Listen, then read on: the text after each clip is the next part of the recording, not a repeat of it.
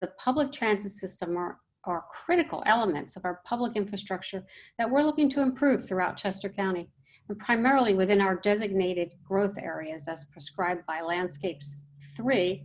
We're talking about sidewalks, trails, and multimodal connections to the public transit system.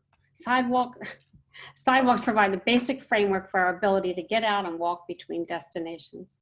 They eliminate short car trips, they help us get some exercise, and they connect into the public transit system. While sidewalks already exist throughout our boroughs, we're looking to provide more sidewalk connections to and complete the sidewalk connections within our growing suburbs. Good evening, everyone.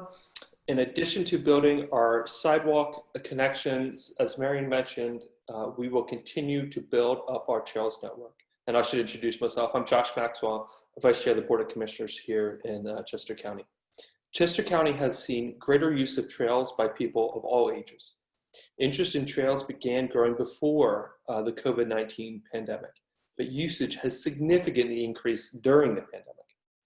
Chester County, as a government, is a strong supporter of the circuit, the regional trail network in the greater Philadelphia area. We were the first county in the Philadelphia region to sign a resolution in support of the circuit trails. And we were looking to expand that trail system by advancing the development of our circuit trails. The Schuylkill Trail, where I live, the Chester Valley Trail, and the Schuylkill River Trail. Because these trails provide great recreational and commuting opportunities, particularly for bicyclists. And I'll turn it over to my colleague, Michelle Kicklin. Good evening. As this evening's topics are bicycles, pedestrians, and transit, it leaves it to me to say a few words about advancing the use of public transportation here in Chester County. This is very important to us, as noted in all of the studies and inputs that led to Landscapes 3, because it will help us to accommodate future growth, reduce roadway congestion, and improve air quality. We are continuing to advocate for expanding the county's public transit services, as well as working towards improving the multimodal connection to our regional rail stations and the quality of our bus stops. All of these efforts, sidewalks, trails, and multimodal connections, rely on the continued cooperation of our municipalities. And we thank you for not only attending this evening's presentation, but also for all your hard work towards advancing the state of Chester County's active transportation facilities.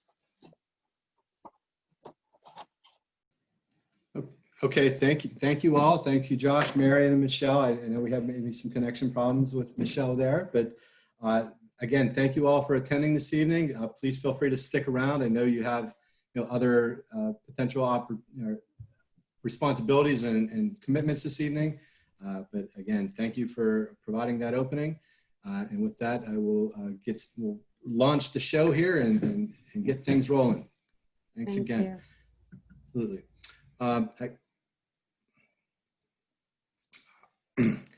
The program this evening is really about bicycles and pedestrians in transit. This is a follow-up to the transportation forum we held last December at West Whiteland Township building called Trails, Train, and Traffic. The focus of this presentation will be on our active transportation inventory, which we introduced to you at that first public meeting last December. But we will also be providing an overview of the transportation updates for other projects and other things that we're working on in the county. One moment here, thank you. I am having a problem advancing the slides. Okay, got it. Again, welcome everybody. Before we get started, I just want to do some introduction and provide some thank yous. First, we want to thank DVRPC that provided the funding for our active transportation inventory. We'll have a little bit more about that later on in our presentation. But with us this evening are members of the Environment and Infrastructure staff, or division staff that helped prepare this prepared the inventory, as well as our director, Brian O'Leary. The other folks who will be participating in this presentation this evening are Eric Quinn, he's a transportation planner, Brian Donovan, also a transportation planner, and Rachel Griffith, who is our open space and trails planner. This is really an effort of the entire Planning Commission.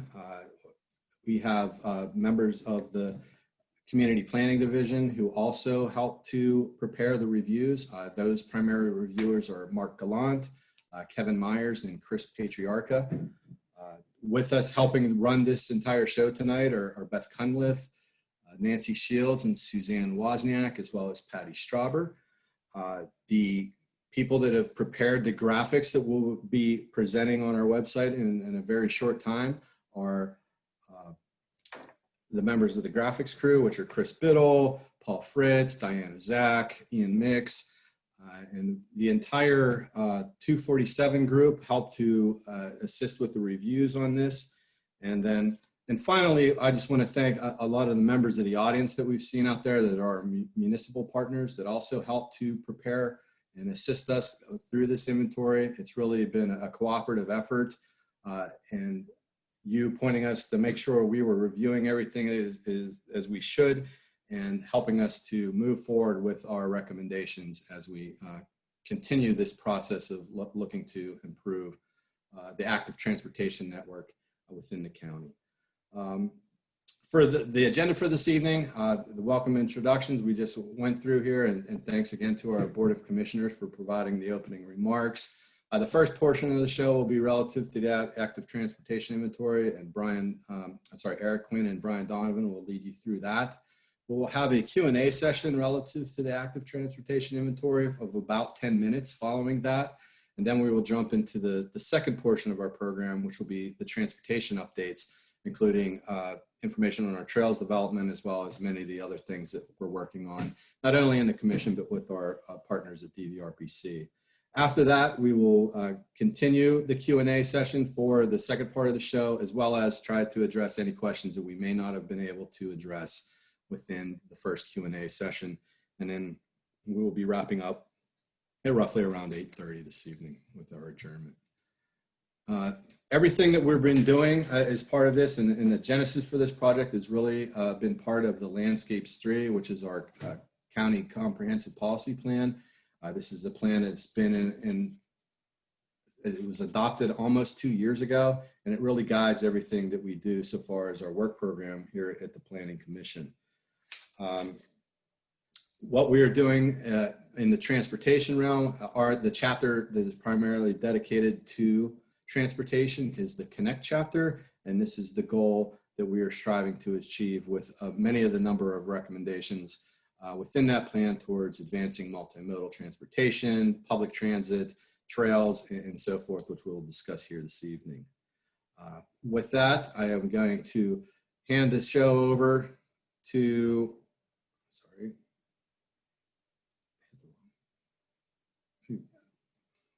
the next slide, please. All right. Back up. Oops. Okay.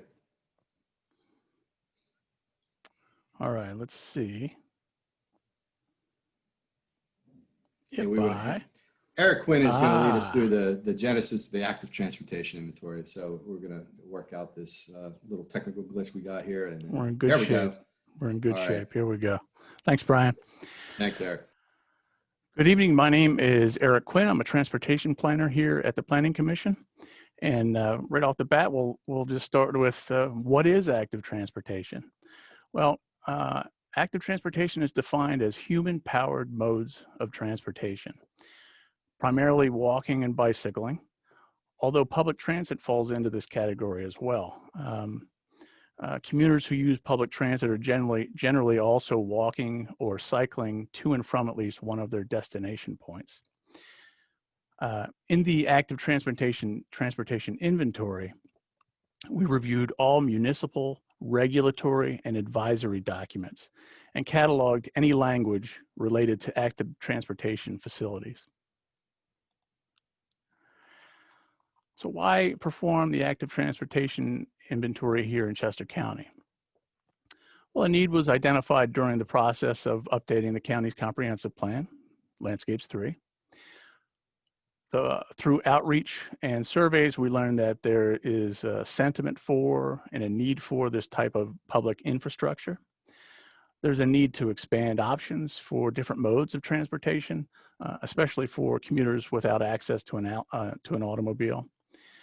And finally, the inventory helps identify where we can make recommendations for improving our county's infrastructure through the land development process. And here we have a couple pictures just to give you an idea of active transportation. We've got bicycle parking, and encouraging bicycle transportation includes having a safe place to park your bike and lock it up. We've got public transit, bus stops, bus shelters, and of course, pedestrian facilities, crosswalks, trails, multi-use trails, and sidewalks. And one of the highlights of the research, well, actually, if you look at that picture in the lower right, you'll notice that we have a sidewalk that just ends. So one of the highlights of this research was the idea of linking or connecting the different networks. Chester County has an encouraging amount of active transportation facilities already in certain areas, and there's public interest to see these pedestrian networks expanded and connected. A couple survey questions from Landscapes 3, the one on the right there. The question on the right, let's see, here goes. The bicycle and pedestrian network in Chester County is well connected to encourage active transportation, such as walking and bicycling to work and or school. And as you can see, if that number's not too small for you, more than 3/4 of those surveyed either disagreed or strongly disagreed with that statement. And this again touches on the idea that the public wants a connected active transportation network. And a few comments from the survey. More bike lanes, please. And I have noticed many areas of the county lack sidewalks, which inhibits walkability.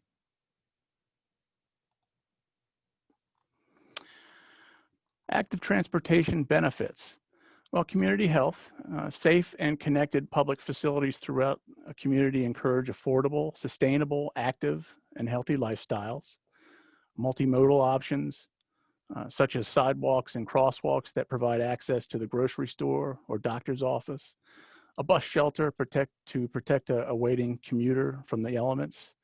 A bicycle lane to help connect those multi-use trails to increase the options of where someone might be able to work or how they might be able to get there. Aging in place.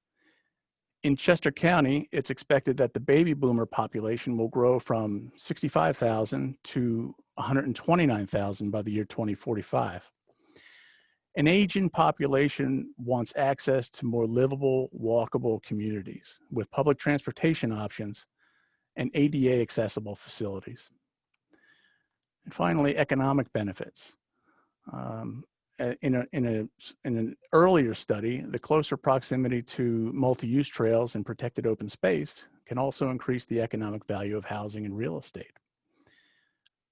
The more options for safe and convenient transportation increases options of where people work, where people shop, where people play, and where people want to live.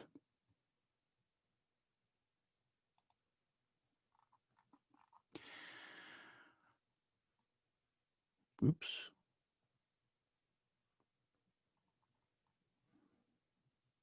Bear with me 1 second here.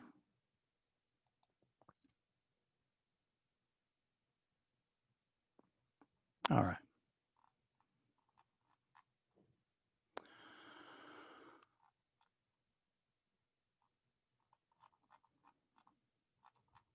I seem to be missing something. That's okay. So the countywide, let's see. In this project, we, let's see, in this project, oh, the work products, here we go. So sorry about that. We had a countywide report that went through that basically put a report through the entire county. We wrote up reports for all 73 municipalities. We did GIS trail mapping, and then we had active transportation e-tools, which are tools that can be used that are on chescoplanning.org to help advise for creating policy and regulatory documents. Okay, in the trail mapping, we got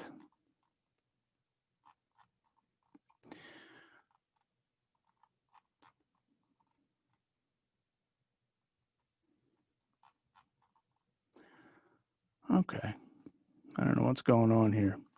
I apologize.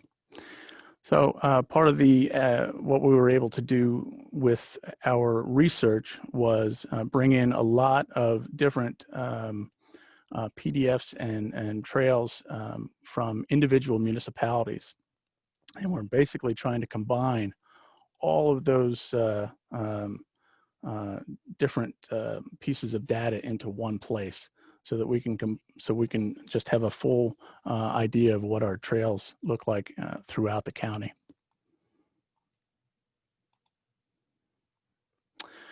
And here we see our landscapes metrics. Again, along with our GIS data, what we were able to do was create a baseline from 2019 as to what the county has on the ground existing right now. And the idea is to be able to set goals and have that baseline so that we can track yearly goals and hopefully exceed those goals.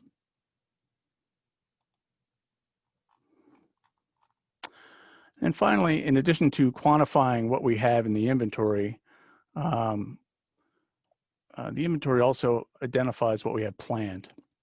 So for example, the bike-friendly resurfacing program. Researching and knowing municipal plans helps us identify future plans such as on-road bikes facilities.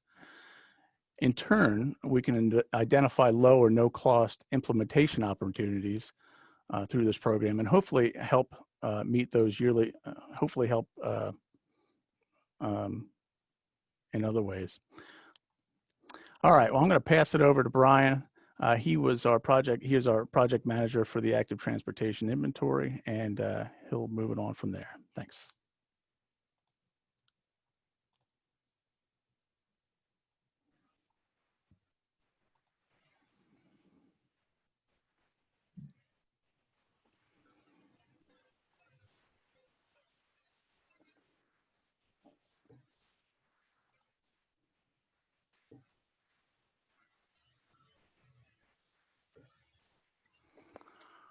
Good evening, everyone. And we're just going to try and get just one moment here to try to get control of the presentation.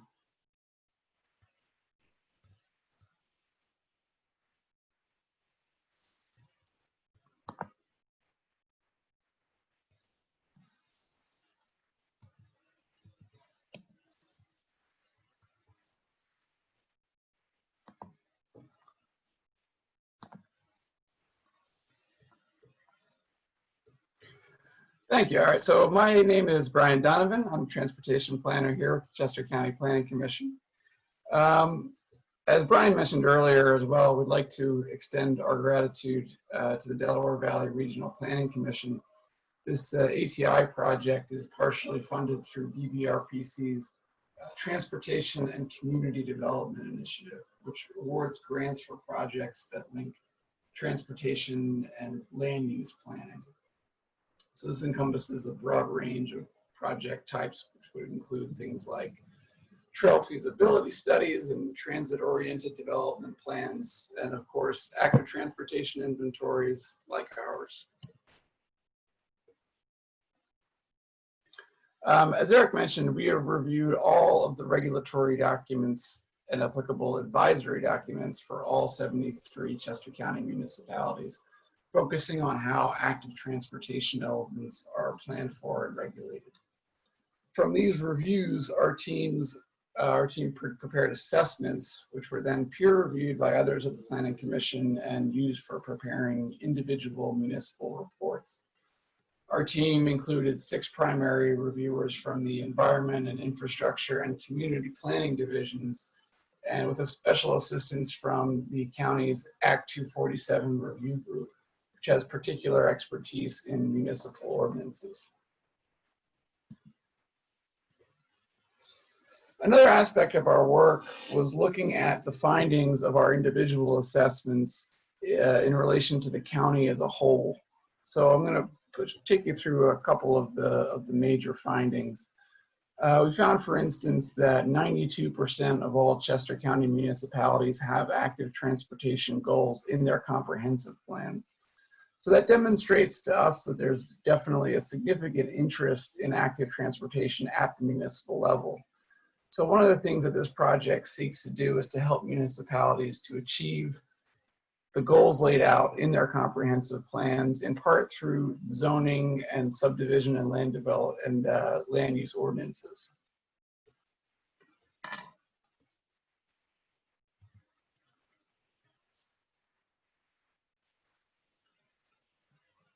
So of the municipalities that were designated as mostly growth areas in Landscapes 3, approximately half of them require sidewalks, with the other half doing so on a conditional or discretionary basis.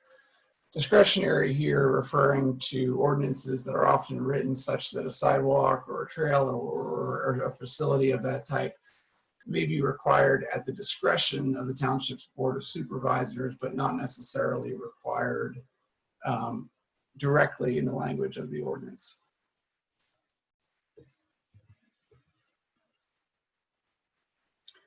Another thing we looked at is whether or not municipalities have official maps, which are particularly effective tools.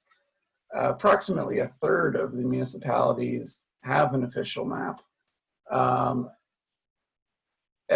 But what we found in looking more closely at it was that not all municipalities that have an official map use it to identify active transportation improvements. But we will show that, through our work, that they have the capacity to, amend their official maps and work those elements in. So this slide shows an example of one of our municipal reports.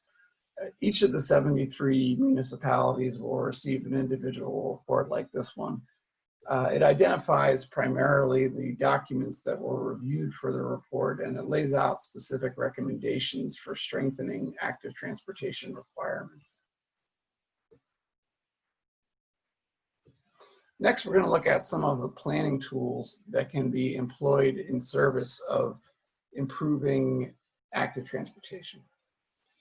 Municipal comprehensive plans can be used to plan for active transportation like sidewalks, trails, and bicycle lanes, as you see in this clip from a comprehensive plan.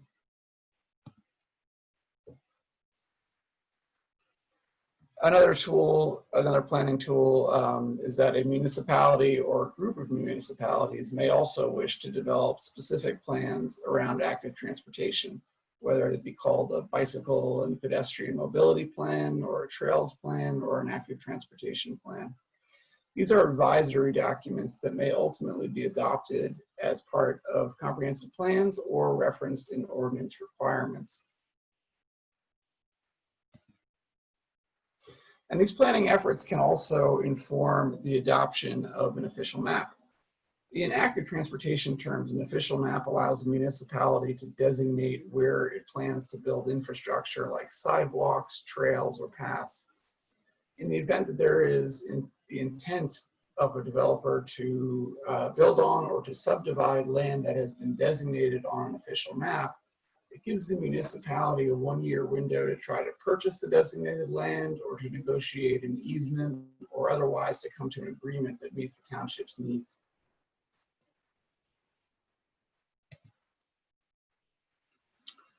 Highlighting some other types of recommendations that we made to municipalities for amendments, found it was important to include good, clear definitions of active transportation facilities.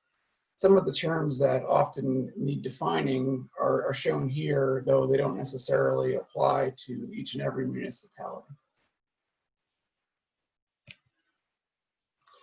Another common recommendation, type of recommendation, I should say, centers around design standards for active transportation facilities.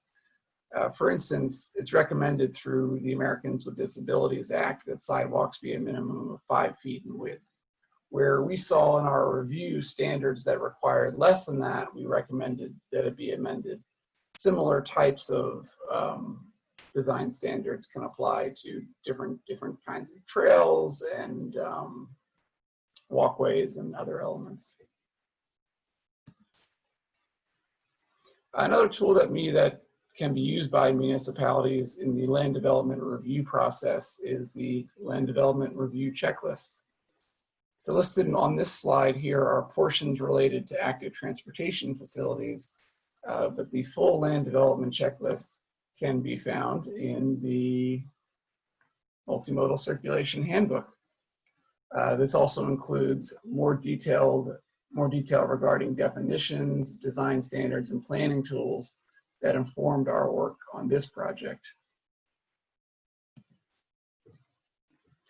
Taking a look at funding the projects and improvements that are desired, resources for planning include Chester County's own Vision Partnership Program. The Planning Commission is also always otherwise available to provide technical assistance to our municipalities. As discussed before, DVRPC's TCDI program, which funded this study, is another avenue to pursue for funding transportation-related planning work. And finally, the resources presented on this slide have to do with taking those next steps in a project when you're looking at things like acquisition, design, and construction. Now we'd open the floor for questions specifically related to the active transportation inventory.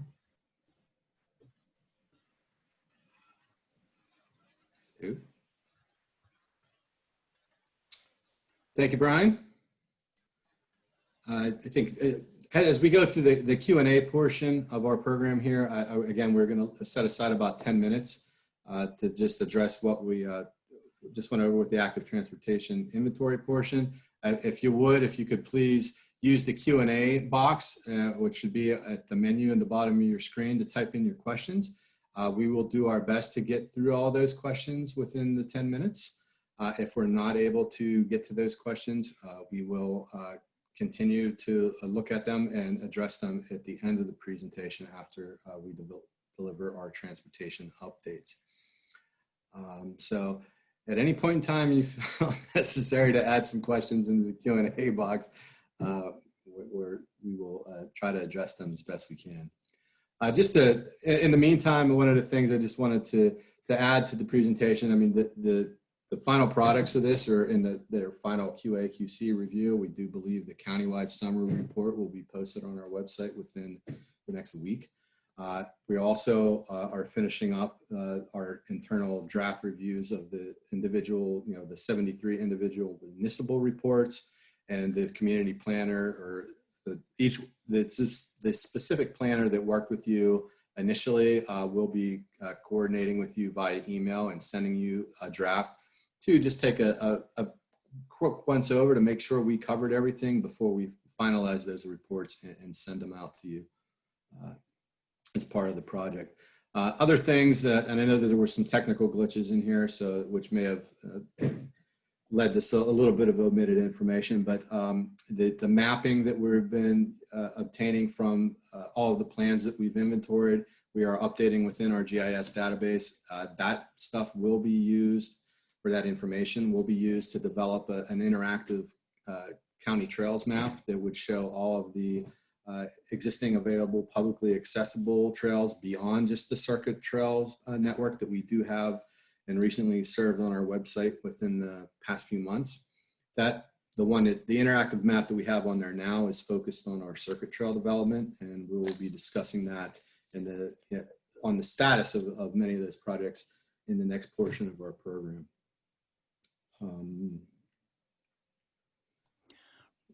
Brian, we've got a couple questions coming. Got a couple questions. Okay. That is the first question here is that we've been able to calculate sidewalk mileage. That was also a cooperative effort with Delaware Valley Regional Planning Commission sidewalk inventory. We had provided them with our GIS inventory at the beginning. They used that information as a base and then also added in other things that we may not have included or had updated since that time. And then we were just able to use the functions within the GIS to calculate that mileage.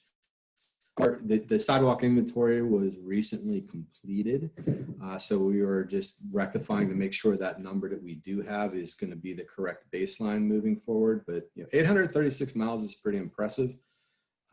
The other metrics we have were calculated in a very similar way. We look at we're using the GIS as a tool and overlaying it to the most recent aerial photography that we have. We also have information on land development plans that have been submitted and recently constructed, so we kind of know where to look. And then we are going to be adjusting that. It's really towards, again, toward the metrics that we are tabulating on a yearly basis and working towards a goal of increasing all of the active transportation elements by, I believe, 5% over a certain period of time. I think one of the best opportunities we may have is establishing more bike lanes within the roadway system. And that is something that is going to be made possible through the resurfacing program that Brian Donovan touched about on earlier. Is the GIS data publicly available? We do have a open portal through our Department of Computer and Information Services that we typically update. We will check to see if that information, the current information, is available there. But we will certainly look into that and provide that information once we sort through it. We affectionately call it the ball of twine. It's kind of one big file, but we'll be sorting that out and separating those elements so that they can be served up on a website.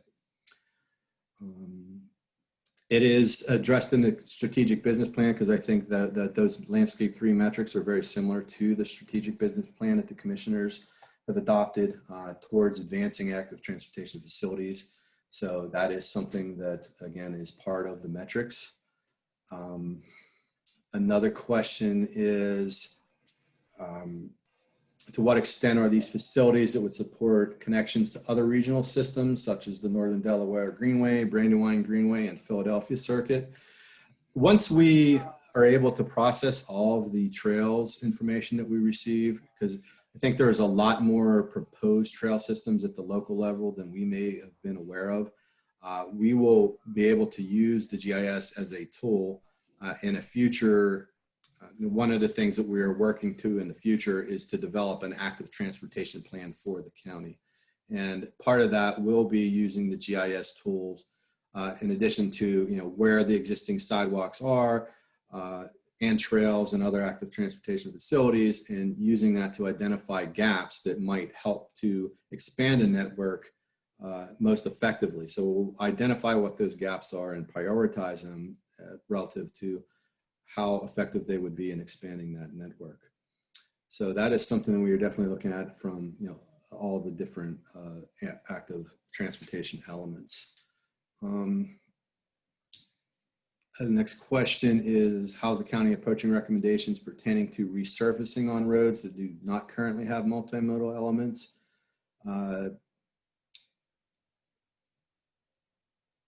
Is there a language in the plan or input was obtained by local municipalities? I think what we're trying to do is, through this inventory, is identify where those opportunities exist.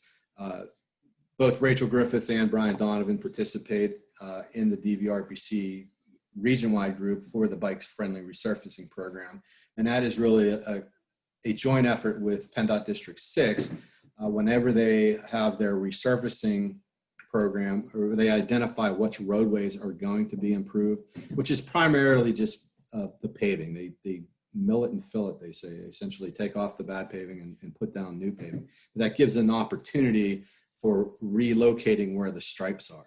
So if a municipality has a plan and they have a recommended location for, or a part of their borough where they want to have bike lanes, for example, or shared roadways, or maybe narrow the width of the travel lanes a little bit so you can provide a little bit more shoulder space for bicycle use, that is where that opportunity can be realized. And what happens is PennDOT has a team on retainer to review those plans to make sure they are safe from an engineering standpoint, and then they incorporate them back into their pavement marking plans. So it's relatively a low or no cost improvement for municipalities. And it's really probably the biggest opportunity we have for on-road facilities, because as most people here understand in the municipal world, the roadways in each municipality are either PennDOT roads or locally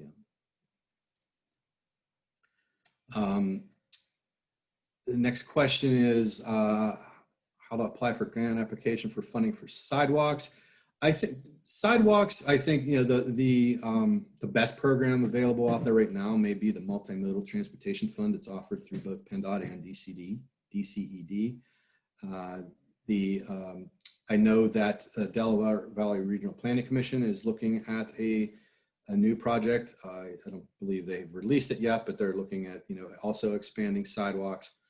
And so those would be the ones that are mostly the most applicable for sidewalk development. The average cost per sidewalk,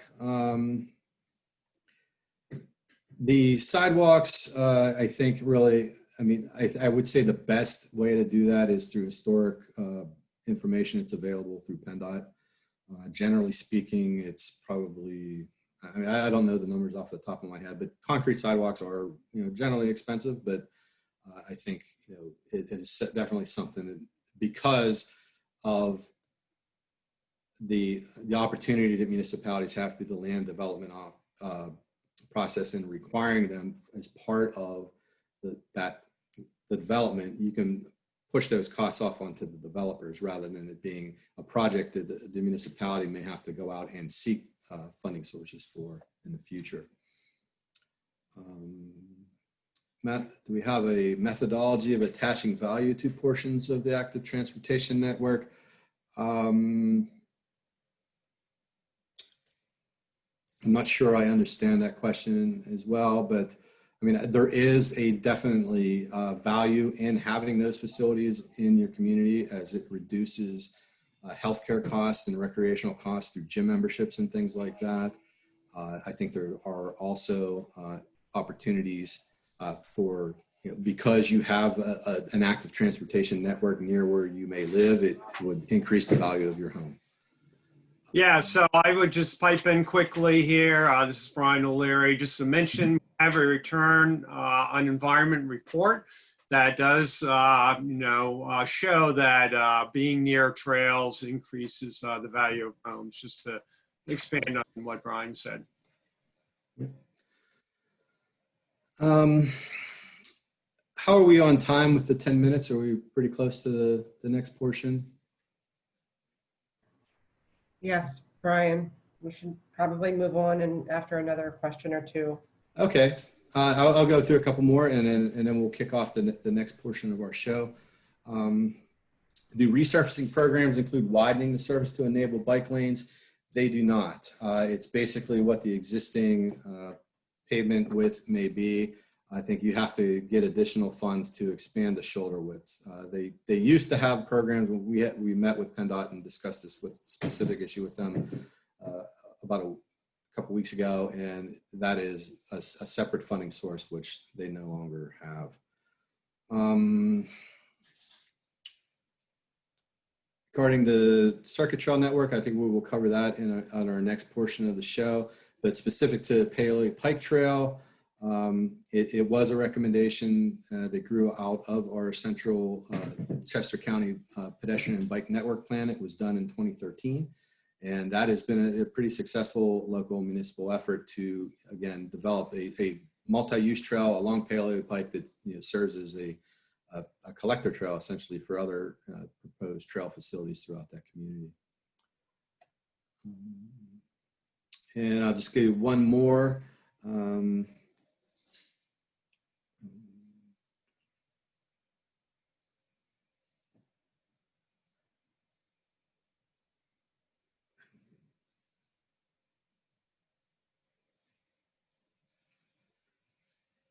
Just one other thing I want to mention here before I jump on to the next question. This entire presentation is being recorded, so if I'm unable to get to your questions at this point or don't have an answer, which may be why I'm skipping over them, we will get back to you later. It will be attached to, we have all of your emails, so we will look to address those questions and respond to them via email after this meeting is over. Are there any municipalities that stood out in terms of their AT ordinances or active transportation ordinances that could be reviewed and used by other municipalities, examples of best practices?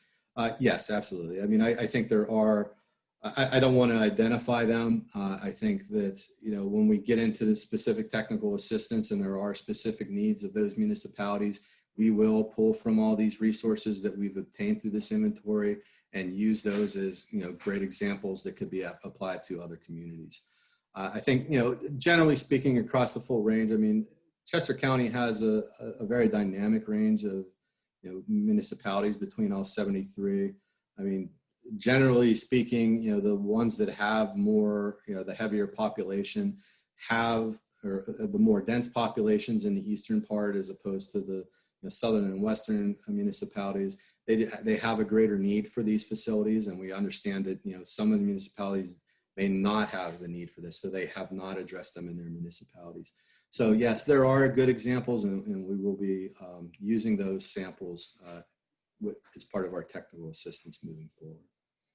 With that, I'd just like to close this portion of the Q&A and advance into the next portion of our program. Again, I will continue to answer questions on the active transportation inventory in the second portion of it as well, and until we get to adjournment, as well as other questions you may have with the updates. To that end, I would like to hand it off to Rachel Griffith, who is going to begin this portion of the show, giving an update on our trail development. Hi, everybody.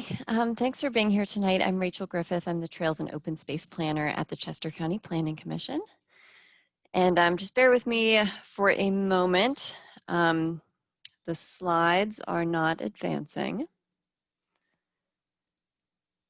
Okay, so when we talk about trail development and multi-use trail development in particular, and how it relates to active transportation, multi-use trails are really one of the best ways to build out a viable active transportation network. And I say that because it's the type of facility that the widest variety of people feel comfortable using. So people in strollers, people in bikes, people in wheelchairs, and everybody in between generally feel comfortable on a relatively flat paved trail that's separated from vehicular traffic. So that's what we're talking about when we talk about multi-use trails. And often these facilities are regional in nature. And so for that reason, the county has spearheaded the development of some of the major regional trails, which are all part of the circuit, which this map shows. This is the Delaware Valley region's network of multi-use trails. And this map shows both existing and planned trails. The green are existing and the blue are planned. And here we are in Chester County, the westernmost end of the circuit. And we have a good mix of both existing and planned trails. So lots of trails to use, but also lots of work to do. And this is Chester County's policy map for trail development. And you can see it really relates to the circuit map. So the green trails that are shown are circuit trails for the most part. But we also show these lighter green arrows that relate to potential connections that municipalities could make into the circuit.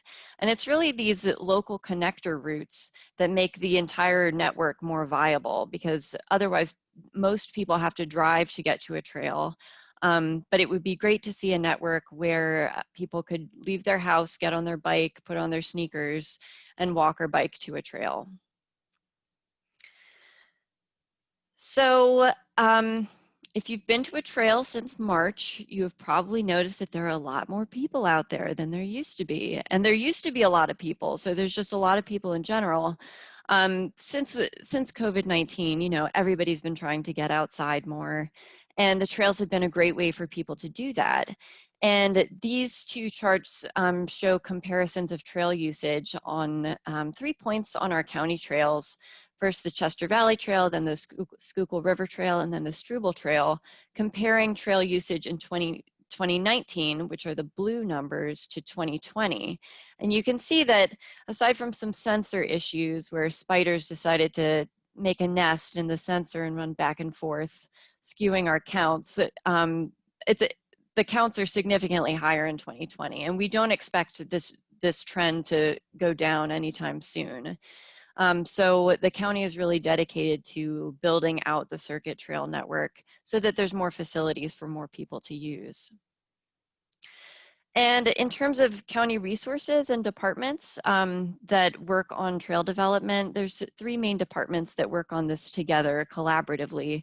And the first is the Planning Commission, and we do the trail planning and feasibility studies for future county trails. We also help municipalities do their own studies for local trails that would connect into the circuit through our Vision Partnership program.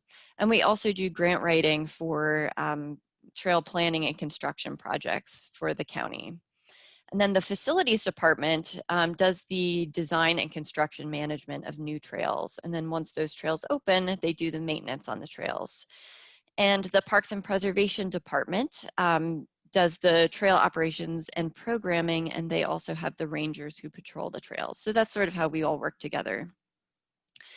And now on to the trail update. So I think Brian mentioned this, but I just wanted to mention it again. We recently developed an interactive trail status map because we got so many calls about what's going on with the Schuylkill River Trail and when's it going to get built. So we developed an interactive map where it shows all of the different circuit trails, and we update it regularly to show what's going on each segment of the trails. So you can find that on our website. I think it might still be on the banner, chescoplanning.org, but I encourage you to check it out. So the Schuylkill River Trail is perhaps the most anticipated construction project we have going on. This project we've been talking about for a long time, but it is in the northern part of the county, and there's about 4 miles of trail that are not yet built, and this represents one of the only major gaps in the entire Schuylkill River Trail between Philadelphia and Reading. And I'm happy to say this project is going to construction next month. Next month, they're going to start paving the existing part of the trail in Chester County between Phoenixville and Parker Ford. It's currently surfaced in stone dust, and that will be done by the end of the year. And then next year, they will start building the new part of the trail, and that should be done by the end of next year. So we're really excited about that. And this map just shows the new part of the trail that will be built. This red line is 724 for reference, and then you can see the Schuylkill River to the north. The Chester Valley Trail is envisioned to be a cross-county trail one day. For now, it's about 14 miles long. In the eastern part of the county and then extending into Montgomery County. Montgomery County is currently working on constructing the connection of their part of the trail to the Schuylkill River Trail. So soon that connection will be made. And we've got a lot of other projects going on our parts of the Chester Valley Trail that I will share with you. So the first, we lovingly call this Phase 4A of the Chester Valley Trail, and it's a 1 mile extension of the current trail from where it currently ends at Main Street at Exton, and it'll go about 1 more mile to the Oakland's Corporate Center. And it includes a bridge over Whitford Road. And this project has finished its construction or its design, and it will be going out to bid later this year for construction to start early next year. And next, in 2017, the Planning Commission completed a feasibility study and master plan for extending the Chester Valley Trail to Downingtown. And the recommended alignment in that report was using this former rail corridor called the Philadelphia and Thorndale Rail Corridor, which is shown in pink on this map. And this is Downingtown for reference. And so for the past several years, PennDOT has been negotiating with Norfolk Southern to acquire this rail corridor. And as soon as they do, which we hope will happen very soon, the county is going to begin working with PennDOT to see how we can work towards turning it into a trail. And this shows the study area for a feasibility study we completed in 2018 for the Chester Valley Trail West, which would basically find a route for a trail to connect two other trail facilities, the Chester Valley Trail, which would be that Philadelphia and Thorndale rail corridor I just talked about that would end right on the eastern part of this map. And then it would connect to a planned trail that partially exists in Lancaster County called the Enola Low-Grade Trail that will be almost 30 miles long when it's done, and it's going to be done pretty soon in the next couple years. And they're building it right up to the county line. So this project was really identifying a route to connect the Chester Valley Trail to that Enola Low-Grade rail corridor. And the feasibility study identified a first phase project of extending that planned Enola Low-Grade Trail into Chester County through Glen Borough. And the blue parcel that's shown that the trail would be on is currently owned by SEPTA, and we have started discussions with SEPTA about how to work together given their plans for this corridor to make this into a trail. So hopefully there will be news on that sometime soon. And then sort of zooming out, we're really excited that DCNR recently announced the addition of one new statewide major greenway to their portfolio of statewide major greenways. And it's called the Schuylkill to Susquehanna Trail.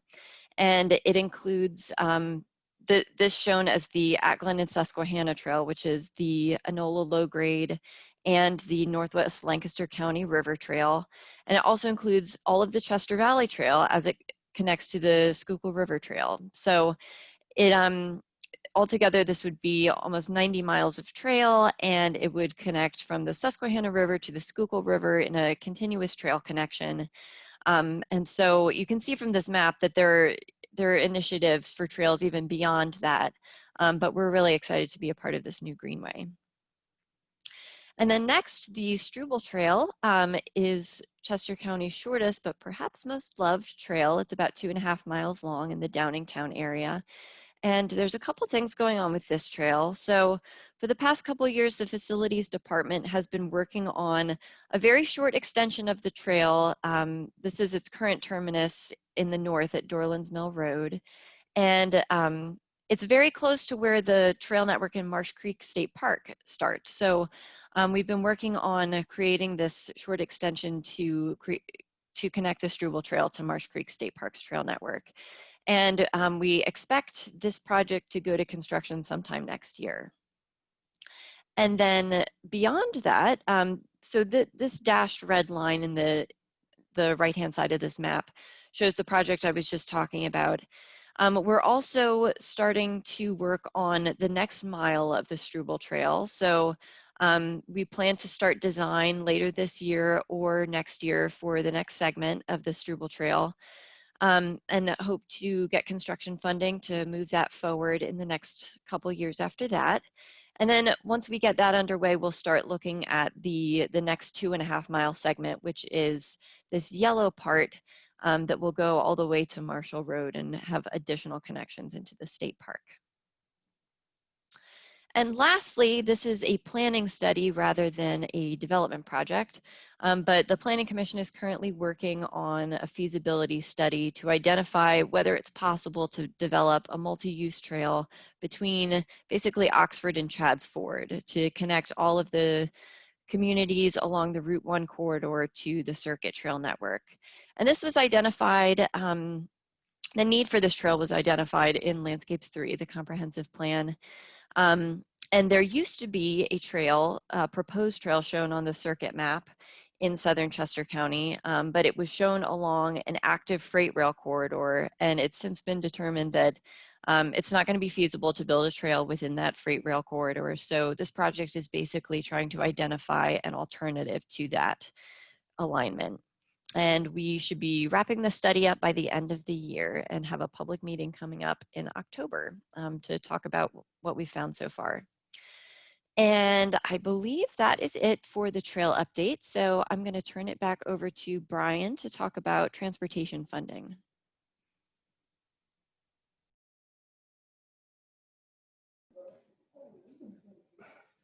Thank you, Rachel. It was a great overview of our trail system. I was wondering, do I have control of the remote? I'm controlling Nancy's screen. Okay. The last portion of the program here, I'm going to talk briefly about our transportation funding. I'm also going to talk a little bit about some of the efforts of what's happening in the public transit realm, and then wrap up on some things that we're working on with our partners, and update the status of some of our major roadway construction projects. The next slide, please. We just recently, I think in this past summer, adopted the update of our TIP, or Transportation Improvement Program, with our partners at DVRPC. There was a major shift this year. This is something that wasn't necessarily good news, but a lot of money was shifted from the Interstate Highway Program, or funding, to shifted towards the Interstate Management Program. So a lot of the funding that we, the suburban counties and others that don't have interstates, had less funding to work with on our roadways. And a lot of that money was pushed into the interstates, such as I-95. So there were, we have less money to work with, and there were some impacts to some of our projects, primarily pushing them further out into the future, and but not necessarily taken away. So it wasn't good news. It wasn't necessarily tragic. The other things on the funding perspective that we really have to be aware of is the current impacts of the COVID crisis. Obviously, public transit is taking a major hit so far, considering their business model was cramming as many people as they can into a bus and or a train. Versus social distance requirements and everything else. So SEPTA is really having difficulties, as are every other transit provider probably across the country. There's also been an impact from the funding to the turnpike. People are traveling less, so revenue at the turnpike is less because fewer people are traveling, and therefore less fare revenue. Next slide, please. Okay, got it. Excellent. At the beginning of 2021, we'll be beginning that biennial 2-year process of updating our transportation inventory, improvement inventory, identifying our priority projects, and then working to, again, update the TIP. We are going to try to restore the funding that we had, in 2 years from now, that was kind of pushed out for the Interstate Management Program. But one of the things we are beginning this fall is actually the update of the long range plan with our partners at DVRPC for Connections 2050.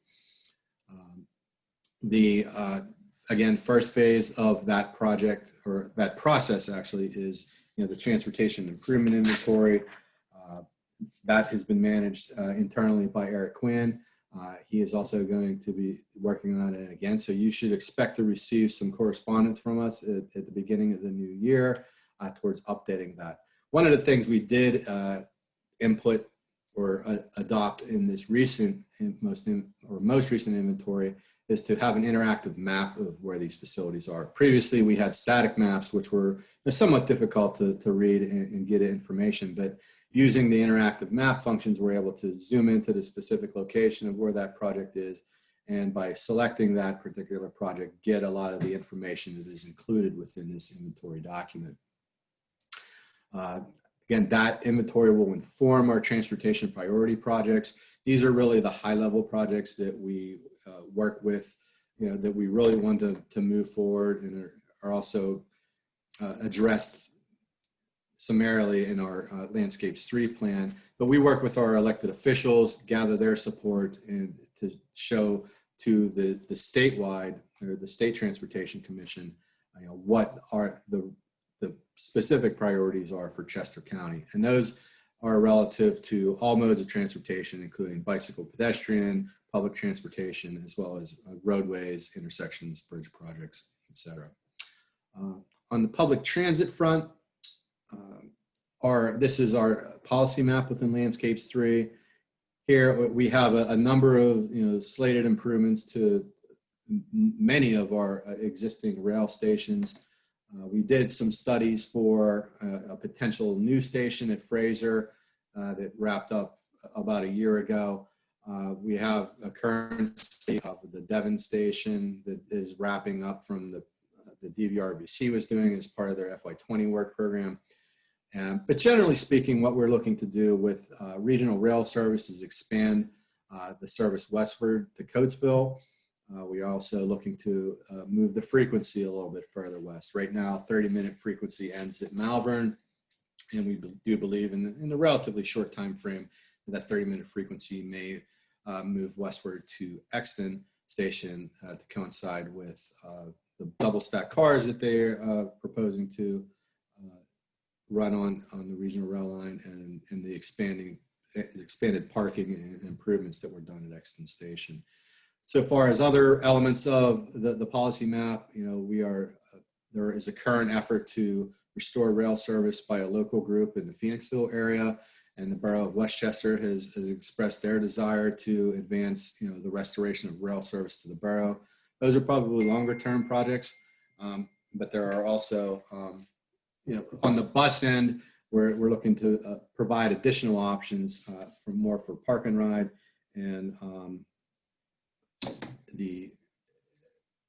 using more coach buses with Wi-Fi and things like that were described more so in our public transportation plan of 2015.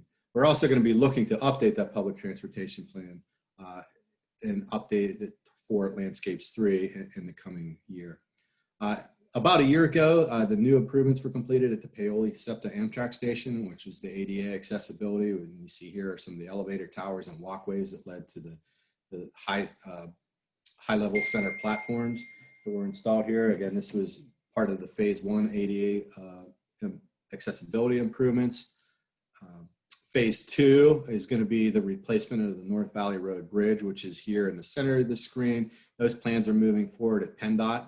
That is for, I believe they are in the final design phase for this new bridge and roadway and roundabout. They are working with Tredyffrin Township, coordinating with them for these roadway improvements, as well as, there's new multifamily, apartment type development that's going in adjacent to the rail station, which follows along the principles of achieving higher density near transportation resources and smart growth principles.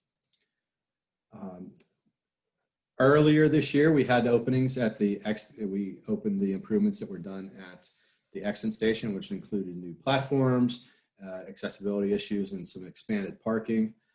Future planned elements are expanded parking, the installation of a bus loop, and most recently, about a month ago, there was another ribbon cutting for the CVT Connector Trail, which is a trail that West Whiteland applied for and received funding through the Multimodal Transportation Fund.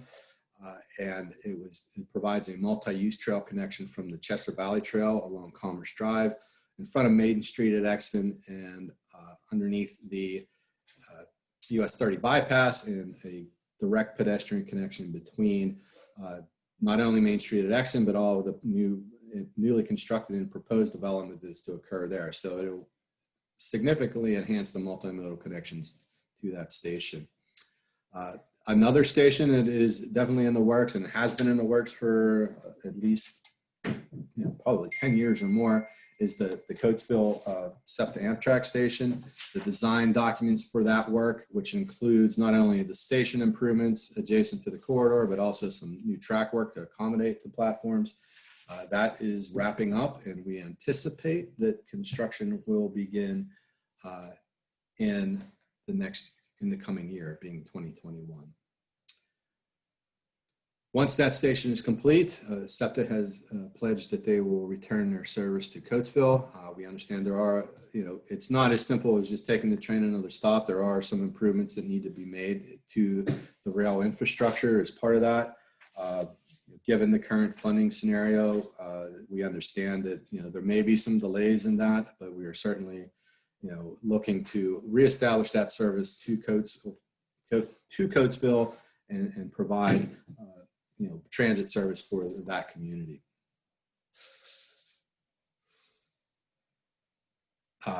On the bus side, there is currently an effort within the DVRPC work program to, they're investigating, it's called the Direct Bus Feasibility Project. And we're hoping that many of the recommendations that come out of that study are applied to the 104 route that goes along the Westchester Pike.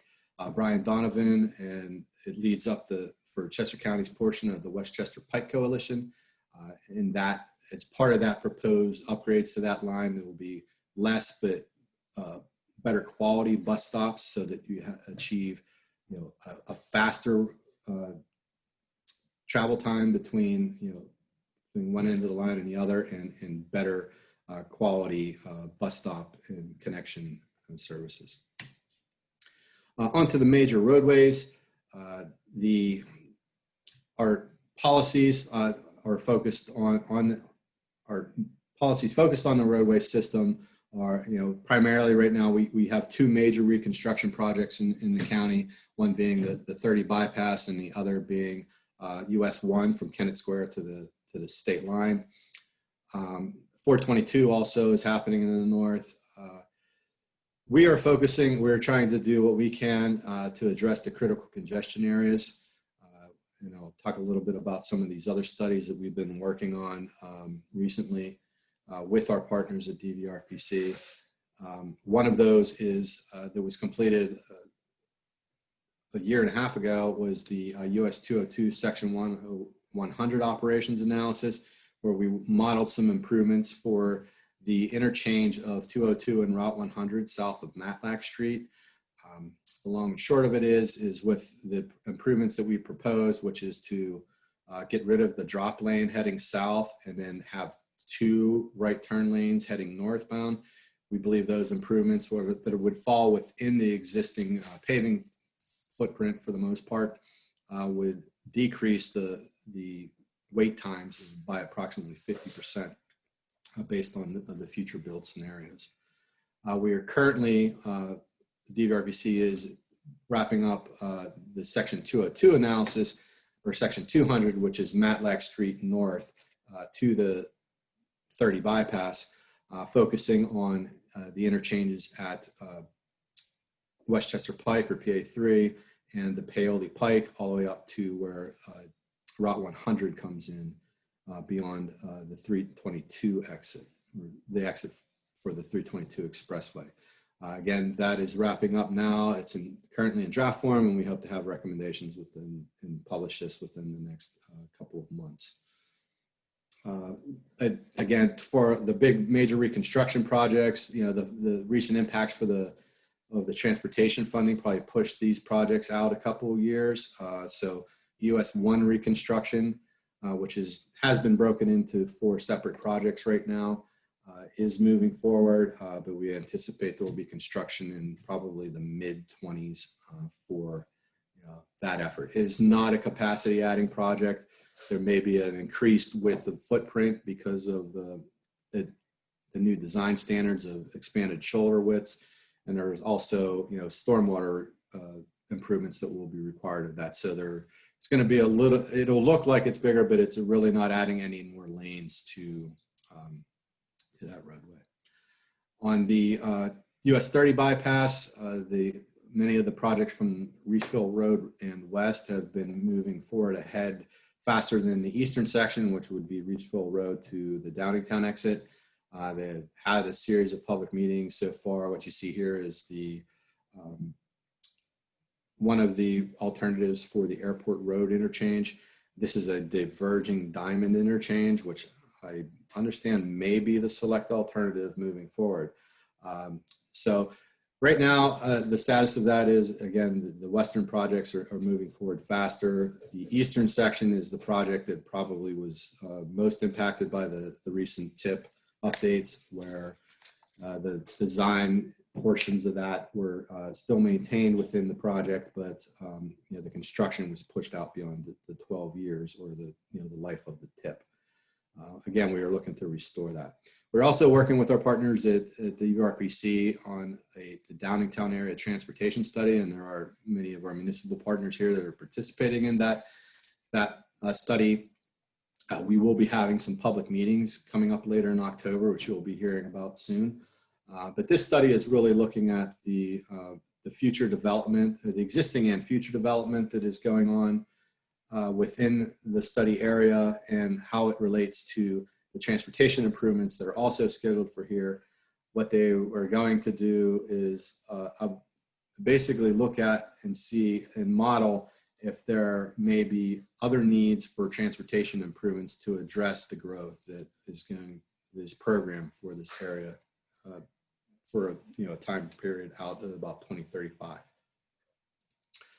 And finally, another project that we just got kicked off is our Chester County Freight Plan. This is also being led by DVRPC and their freight planning group. This is a recommendation of Landscapes 3 that we perform a county freight plan. We're just getting started with it. The first year is really going to be, establishing a committee, establishing what the goals are and the baselines and the model. It will be a 2-year project. And at the end of the 2 years, we will have a plan that addresses many of the issues that we have to deal with within freight. We previously had a study done for the Canada area, which was addressing all of the, trucks being in the wrong places where they shouldn't be, and signage and other transportation improvements that may assist in directing the trucks to where they should be within our roadway system. So with that, I want to thank everybody for their attendance this evening. Again, we'll move into the next phase, or the final portion of the program, which will be our Q&A. Please continue to add your questions into the Q&A box. I will go through them as best as possible. But again, if we're unable to get to your questions this evening, we do have your emails, and we will be following up with you with answers to those questions. What you see on the screen here now is each one of our email addresses. If you want to send any of us a direct question or email in the future, we're certainly open to that. And also, our webpage, which is chescoplanning.org, which will have a number of these, which is where you'll find all of our planning documents and such. The other thing I want to mention is we will be sending out an email to everybody who participates here this evening of when the countywide summary document for the active transportation inventory will be posted on our website, which again should occur within the next week or so. So again, thank you all, and I would just like to move forward into the question and answer period, and I look forward to your questions. We could probably end the slideshow.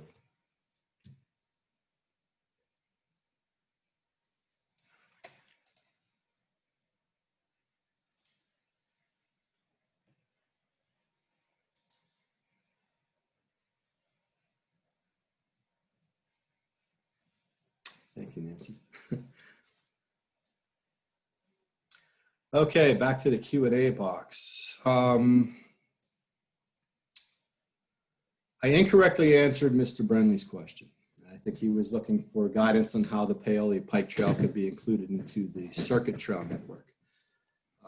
I think that is something that we really would have to work with partners in the adjacent municipalities. I think recently West Goshen Township, which is to the west of East Goshen, where the Paoli Pike Trail is developed, completed a comprehensive plan, and I think we can look and see if the routes that they had prescribed for making connections into Westchester could be a possibility. There are also other potential opportunities on the eastern end of the township through Willistown and through the borough of Malvern to connect to the Chester Valley Trail in East Whiteland. So I think there are some opportunities there. And it's just a matter of whether or not we're able to try to keep a multi-use trail as the primary standard for that going forward. So far as how are we working to facilitate more multi-municipal planning of shared active transportation systems, within our municipal corner on our website, we do have an element of the plan relative to multi-municipal cooperation. And I think it's through those groups. I think there are a number of those groups right now, and we encourage them to do that through their regional comprehensive plans. I think the Oxford region has one. There's definitely one in the Phoenixville region. There's the Northern Federation of Chester County. I know there are a number of groups, and we have them mapped within our municipal corner, but we definitely encourage that because it does provide better interconnectivity and an expanded network. And working together is also a very attractive thing for funding agencies. If you have multi-municipal, ding, ding, ding. Sorry.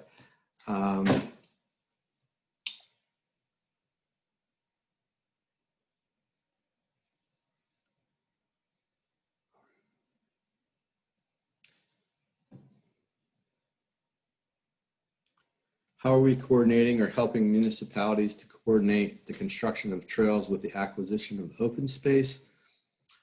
I think it's an interesting question. I think that really is something that it would be done more on a local basis. I think there are some opportunities once those if there is an alignment that may be proposed along with some parcels that may be identified for preservation, where those two meet. I think there could be some funding opportunities for that, but I really think we would certainly offer our assistance to see what funding programs may be most applicable to that if you bring those to our attention. And I think that's how we can best provide our assistance in that effort. But I really think it's probably more on the local end of things where that initial opportunities would be identified.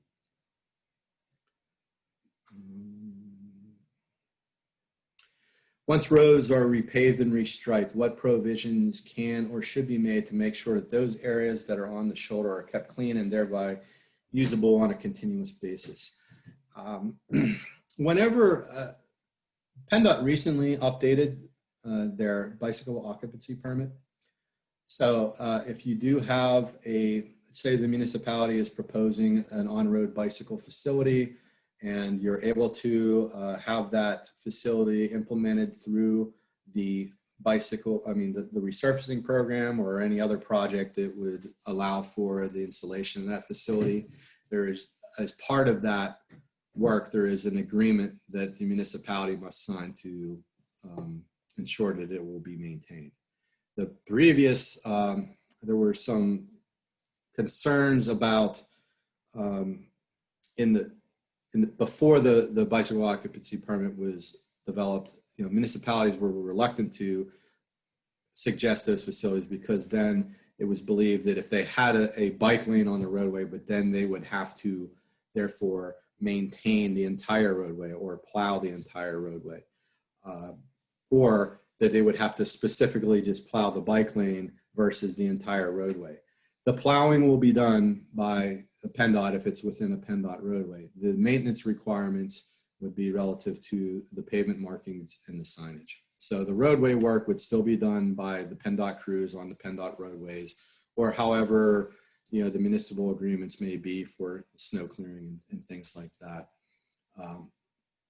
I think municipalities may be able to help with shoulder clearing too, but ultimately it's where the roadway requirements would be. I would say if there becomes an issue once those facilities are installed of maybe the shoulder not necessarily being cleaned, I think you would have the opportunity to reach out to District 6 Maintenance Division, make them aware of the issue, and they would hopefully do their best to address it. Will the link to this recording of this meeting be sent out to attendees? I believe we can include that within the mailing of when the report will be done. And that is certainly something that we will be doing. So this will be posted onto our website. So if the timing's way off, then maybe we'll do separate emails. But again, I anticipate, we're right near the finish line on this, so it should be out within a week.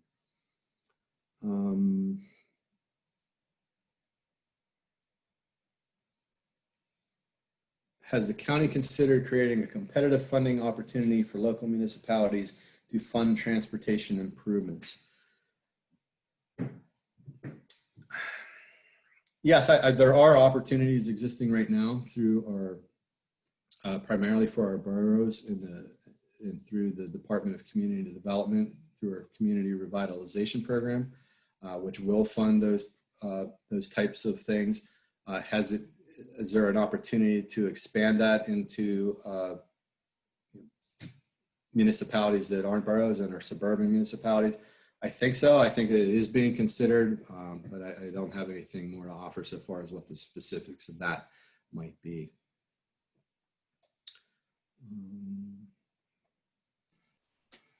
Brian, can the open space, or maybe Rachel knows, program be used for trails at all? It can for trail development. Another source for, local, for county funds to help fund some of this. Yeah, they would be considered park facility, like park facilities Parks, in that parks and things. Yeah, parks yeah. and trails. So I believe they are eligible. Yes. Okay. And that would be through the Department of Parks and Preservation, and that's an annual program that's offered, I believe, every February.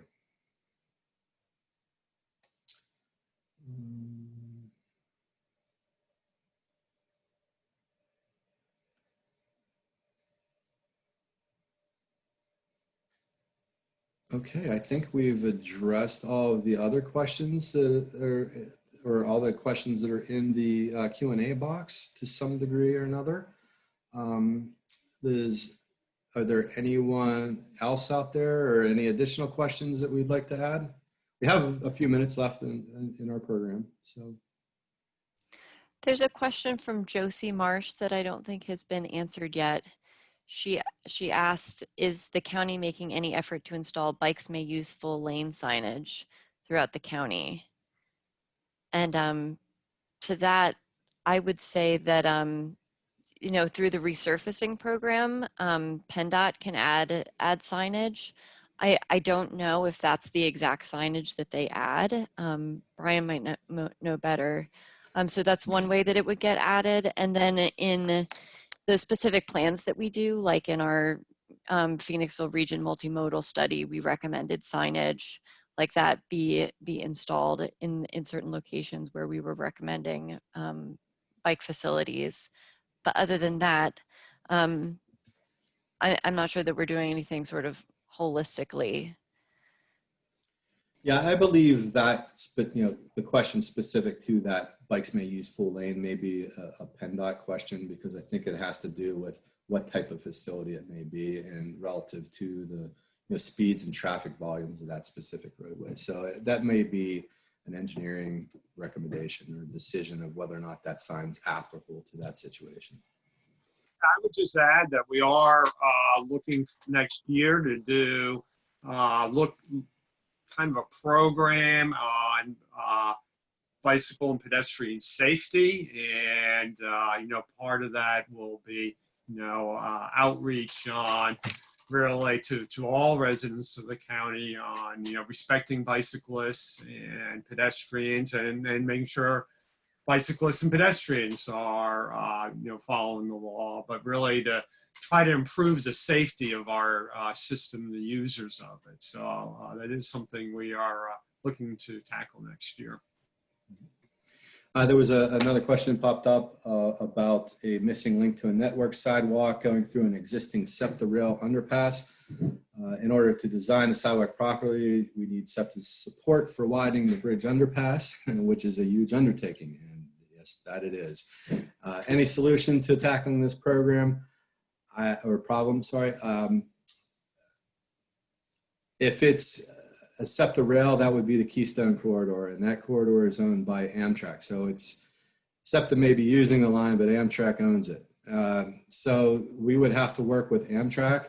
There are a couple underpasses that are scheduled, or at least one that is scheduled to be improved, and that is the one at the 322 in Downingtown that they are currently looking at as part of the relocation of the Downingtown station. Amtrak is a relatively difficult organization to work with because of their grand scale and other sorry, I'm having a tech issue, but I'm all good. It would really be coordinating with Amtrak. It is a huge undertaking. Because you have to, in order to maintain the service that's going on the existing rail, it requires a lot of additional manpower and flagging services and adjusting where trains are located and running, so it adds exponential elements to the cost. So if you want to identify where that specific location is, we can certainly work with our partners at central office, which works with Amtrak, to see what can be done about that. Yeah, we also might have some prices from just the Downingtown one of how expensive it is, just to give a feel for cost. But I think in the tens of millions, isn't it, Brian? Yeah, I believe so. I mean, just a ballpark, I think, the Downingtown underpass replacements in the $50 to $60 million range.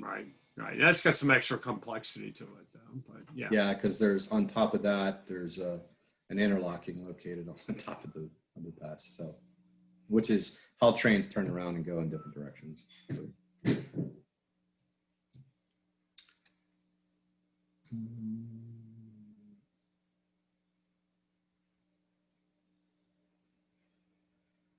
All right, well, we are at 8:30. I thank you all for your attendance tonight and participation in the question and answer. Again, we thank our funding partners at DVRPC for helping and fund our study, the commissioners for opening remarks, and I would just like to thank everyone in the staff for all their hard work in this, relatively gargantuan effort over the past 18 to 24 months of work that we have done. I think we're ending up with a really high quality product, and we look forward to working with our municipalities to provide our technical assistance and help to move forward with these improvements that will create what is really critical public infrastructure. So again, thank you all for your attendance, and we look forward to getting your feedback and helping you to, again, implement these things. We're planning, but we're aiming for implementation. Thank you.